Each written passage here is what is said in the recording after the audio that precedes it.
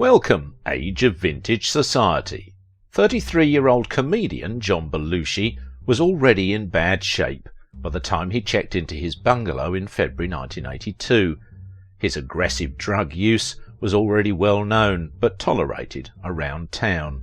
The Saturday Night Live star had been staying in one of the fabled bungalows on a 5-day cocaine and heroin bender. Why was John Belushi the victim of his own success? Make sure to watch the video until the end and leave your thoughts in the comments. If you are new here, join our wonderful community by subscribing to the Age of Vintage channel. A sordid tale of fame, drugs and death played out its final scene at one of Hollywood's most low-key private accommodations. That's how much of the news media chose to present the death of actor John Belushi on March 5, 1982, in a bungalow at the Chateau Marmont in Los Angeles, California. John Belushi wasn't just a star of Saturday Night Live and one of its very first cast members, an original not ready for prime-time player from 1975 to 1979. He might also be the greatest performer the show has ever seen, or ever will. Belushi created and/or breathed life into a disparate group of hilarious and memorable characters in the show's peerless first era, from a journeyman samurai to an out-of-shape Olympian who owes his success to little chocolate donuts, along with savage impressions of Henry Kissinger, Elizabeth Taylor and William Shatner. While still an SNL cast member, Belushi broke out as a film star, stealing classic comedies like National Lampoon's Animal House and The Blues Brothers. But before he could fully realise that potential, Belushi tragically died young, cutting an already brilliant career short. Has the Blues Brother left a comic legacy, or just a template for living fast and dying young? John Adam Belushi was born on January 24, 1949, in the Humboldt Park area in the city of Chicago, Illinois, to Adam Anastos Belushi, a restaurant owner, and Agnes Dimitri. Belushi's father was an Albanian immigrant, while his mother was a second-generation Albanian immigrant. Belushi had 2 younger brothers and a sister. He grew up in Wheaton, where the family moved when he was 6. Though a young hellion in grade school, John became the perfect All-American boy during his high school years, where he was captain of the Wheaton Central High School football team and was elected homecoming king his senior year. However, his ambition was to become an actor. Dropping out of Wisconsin, John spent the next 2 years at the College of DuPage, a junior college a few miles from his parents' Wheaton home, where his father began persuading him to become a partner in his restaurant, but John still preferred acting. While attending DuPage, John helped found the West Compass Players, an improv comedy troupe patterned after Chicago's famous Second City Ensemble. In 1971 he received his big break when he got an offer from the Second City to become a member of their cast, post which his career took off. He performed in various on-stage comic performances with others, who included Harold Ramis and Joe Flaherty. John loved his life at Second City, where he performed 6 nights a week, perfecting the physical gonzo style of comedy he later made famous. A year later, John and his living girlfriend from his high school years, Judith Belushi Pisano, moved to New York because John had joined the cast of National Lampoon's Lemmings, an off-Broadway rock musical revue that was originally booked for a 6-week run, but played to full crowds for nearly 10 months. In 1972 they produced a parody of the iconic music festival Woodstock. The following year Belushi wrote, directed and acted in the radio program The National Lampoon Radio Hour. In 1975 the producers of the popular TV show Saturday Night Live approached him with an offer to appear on the show, and he appeared on the show for 4 years. Subsequently, John Belushi appeared as a guest artist on Saturday Night Live. However, his association with the show was marred by frequent conflicts with the producers due to his drug-related problems. He created the act The Blues Brothers during his time there. John Belushi forayed into the big screen with the release of 3 films in 1978. These films were Old Boyfriends, Going South, and Animal House. Animal House, made with a budget of $2.8 million, was a highly acclaimed film and went on to earn in excess of $140 million. The same year, the Blues Brothers act from Saturday Night Live signed up with Atlantic Records and released the album Briefcase Full of Blues. Although John's reputation for being an off-screen party animal is legendary, his generous side is less well known. Using some of his money, he bought his father a ranch outside San Diego for him to live. John helped set up some of his Chicago friends with their own businesses, and even financially helped his younger brother, Jim Belushi, who followed his older brother's path to both Second City and Saturday Night Live. He created characters that have become indelible features on the pop culture landscape, from his notorious Samurai Mutabi to Pete Cheeseburger, Dionysopolis to his dead-on impression of singer Joe Cocker. His manic comic genius, coupled with his unerring eye of satire, made him and the show instant hits with young audiences.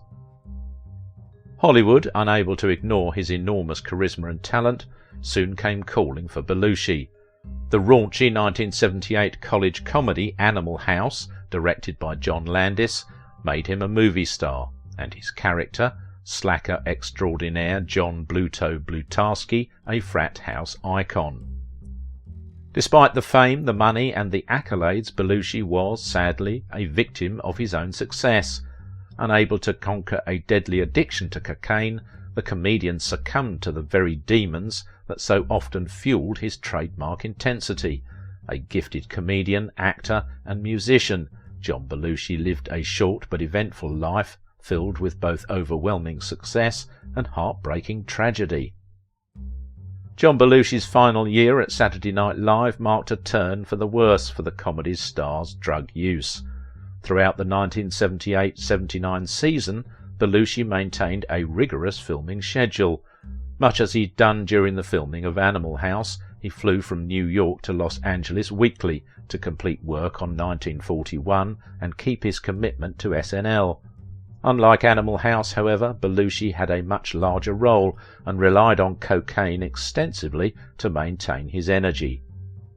Despite his increasingly erratic behaviour on set, SNL insiders were content to turn a blind eye to Belushi's problem as long as he kept up the quality of his work. SNL writer Tom Davis on the prevailing attitude toward Belushi's drug use: he was miserable and hard to work with during blocking and late to the studio, but he'd always get the huge laughs, and as long as he could pull that off, nobody was going to try to change him. Belushi Pisano remembers her late husband once telling her, "I don't know if I'm coming or going. Sometimes I can't even remember what day of the week it is."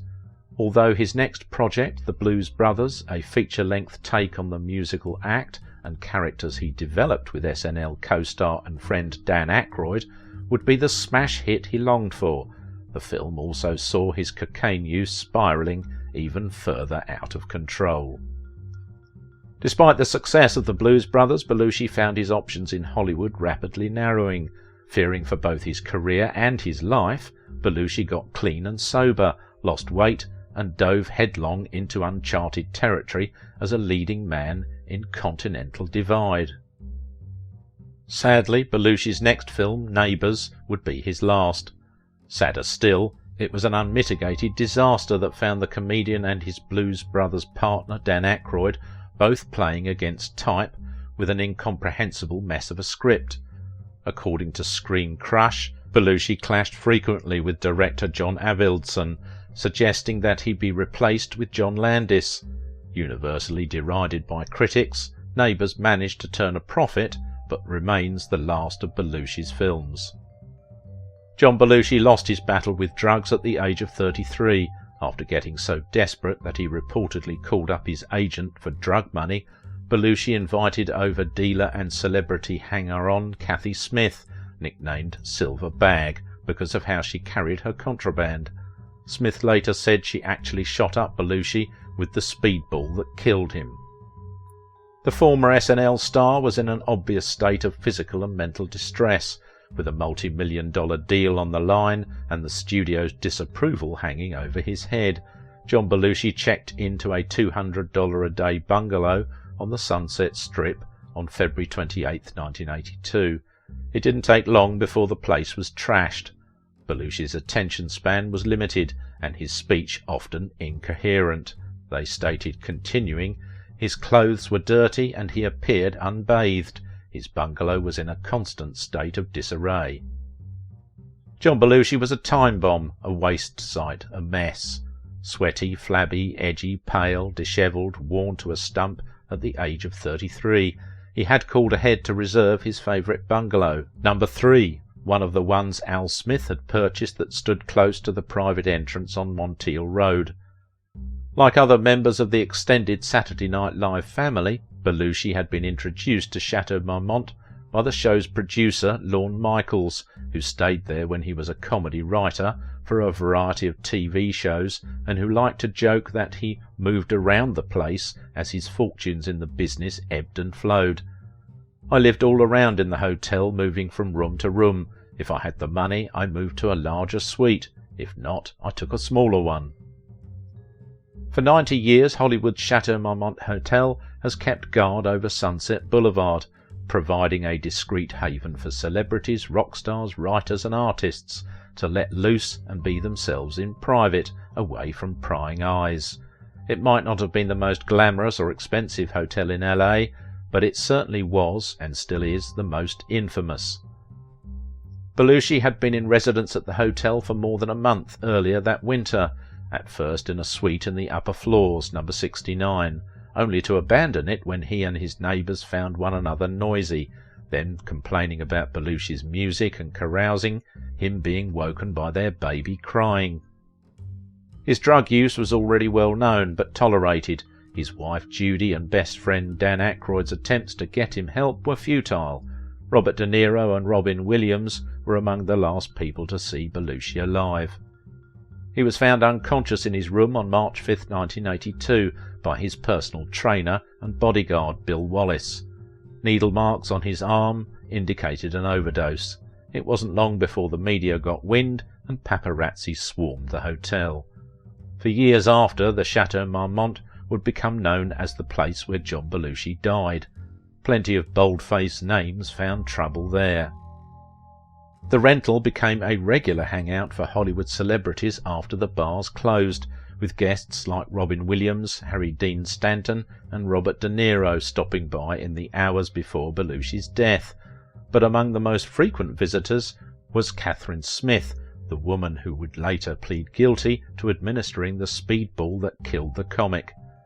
A few months after Belushi's death, Smith admitted to being with Belushi the night of his death and administering the fatal speedball injection during a National Enquirer interview. "I killed John Belushi," she said. "I didn't mean to, but I am responsible." Smith was indicted on second-degree murder charges and 13 counts of administering cocaine and heroin by a Los Angeles grand jury in March 1983, serving 15 months in prison after a plea of no contest. The circumstances surrounding John Belushi's passing, in conjunction with his most recognisable roles, has made him synonymous with a constant bacchanalian lifestyle. His widow Judy described him in a different light, speaking about his courage to forge the life he dreamed in an unfamiliar landscape, his dedication to his craft, his epic friendships and loving temperament. To this day, he is still missed. If you liked this video, don't forget to give it a thumbs up, subscribe if you are new here, and if you want to support my work, please visit my Patreon page. Now it is your turn. What do you think about the life and legacy of John Belushi?